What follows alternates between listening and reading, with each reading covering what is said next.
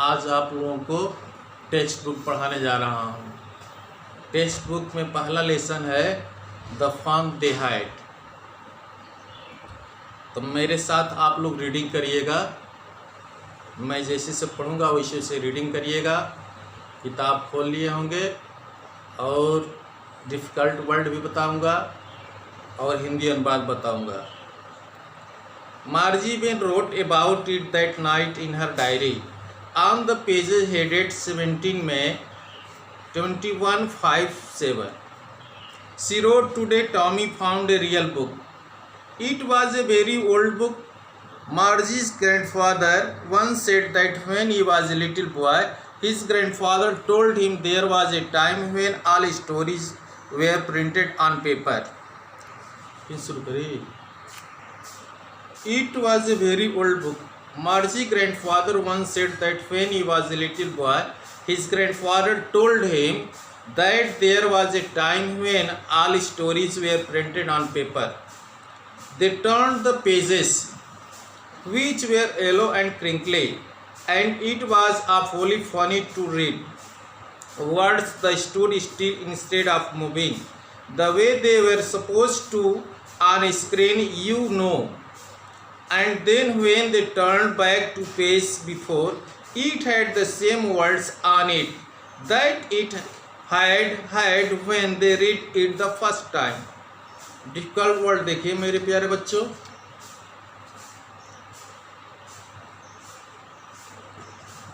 Headed,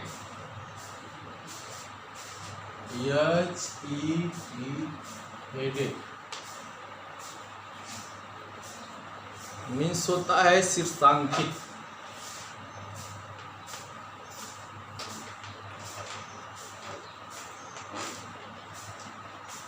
titled से meaning TITLED, titled. Crinkly,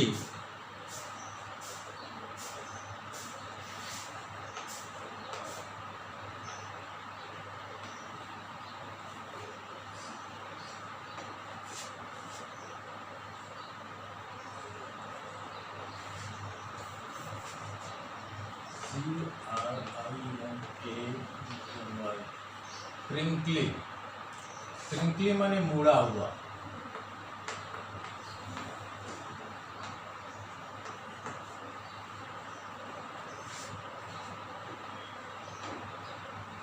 wrinkle,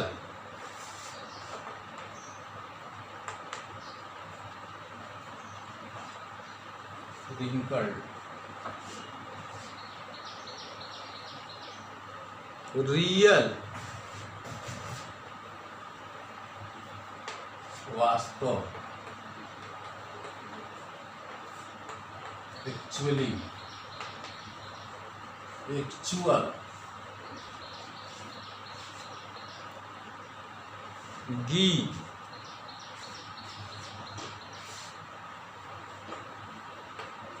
अरे, ओ,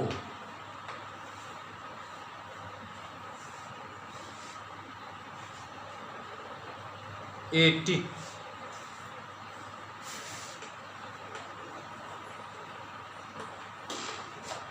अटारी,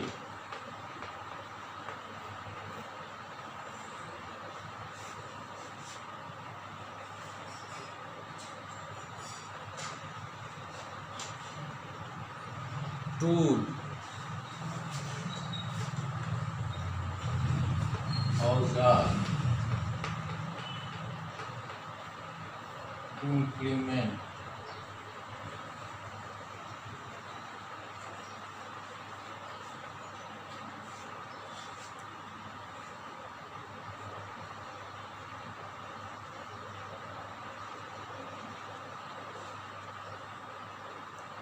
slot,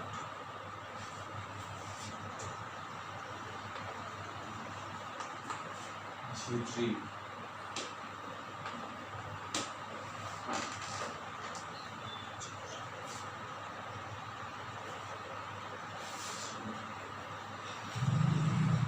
slot माने झीरी। लॉन्ग।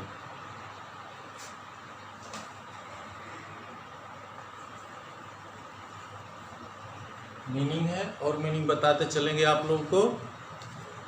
अब हिंदी अनुवाद देखिए मेरे प्यारे बच्चों। मार्जी even wrote about it that night in her diary. मार्जी ने उस रात इसके विषय में अपनी डायरी में लिखा। ऑन द पेजेज हेडेड 17 में 2157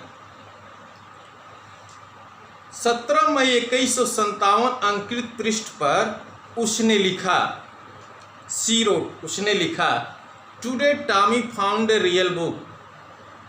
आज टॉमी को एक सचमुच किताब पाई। आज टॉमी सचमुच एक किताब पाई। It was a very old book. यह एक पुरानी किताब थी। Margie grandfather once said. Margie के एक दादा ने एक बार कहा था that when he was a little boy, जब वह छोटे बालक थे, तो हिज ग्रैंडफादर टोल्ड हिम, उनके दादाजी उनसे बताए थे, there was a time when all stories were printed on paper. एक समय था जब सारी कहानियां कागज पर छपा करती थी। They turn the pages. उन्होंने पेज पलटा। Which were yellow and crinkly. जो कि पीले तथा मुड़े तुड़े थे। Crinkly. And it was awfully funny to read words. और उन शब्दों को awfully funny to read words that stood still instead of moving the way they were supposed to on a screen, you know। जिनको आप जानते थे कि जो स्क्रीन पर उस प्रकार चलते थे जैसा कि सोचा जाता था।